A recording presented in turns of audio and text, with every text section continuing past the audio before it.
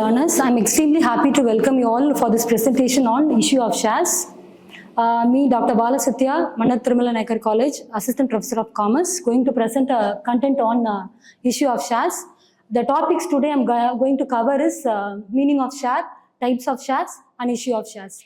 First of all, let me start with what is share capital. So share capital is divided into total capital of the company, which is divided into shares. For example, the company wants to issue shares for rupees 1 lakh, which can be divided into 10,000 equity share of rupees 10 each. So 10,000 is the number of share and rupees 10 is the face value. So this represents the share capital of the company, and it is nothing but the units which is expressing the ownership of the company. Next, I am going to deal with the types of share capital.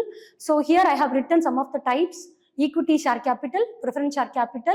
Under equity and preference share capital, we have some other types called redeemable preference share, irredeemable preference share, fully convertible, partly convertible and non-convertible preference share, then equity share, then finally cumulative and non-cumulative shares. So let me complete these types of shares first. I'll start with preference share capital. So preference share capital is nothing but these preference shareholders can enjoy preferential right in getting the dividend, and in the company, in case of winding up of a company, they will get preferential right at the time of winding up the company. These shareholders will get back their shares first, that is amount first. So in all the things, they will enjoy the preferential right. Next, I'll deal with equity shareholder, equity shares. Under equity shares, they will get second right after preference shareholders. At the time of winding up of the company, first the company should settle amount to the preference shareholder. Next, the amount will be settled to equity shareholder. And in case of distribution of dividend also, first they have to distribute dividend to the preference shareholder. After that, the dividend will be distributed to equity shareholder. So next, under these equity and preference share, we have certain types: redeemable, irredeemable, fully convertible, partly convertible and non-convertible, and finally cumulative and non-cumulative shares. First, let me explain about redeemable preference share. After a part of time, that is at the time of application itself, the shareholder will mention about what period I'm going to return, I'm going to redeem, I'm going to have the shares in the particular company. That is the term, it represents the term of the shares. For example, if the shareholder is investing his amount in the company for 3 years, same 3 years he cannot get back his money. So after 3 years, he can sell the shares to the company, he can redeem the shares and he can get back his money. So next part is irredeemable shares. Under this irredeemable shares, during the lifetime of the company, the shareholder cannot get back his money back.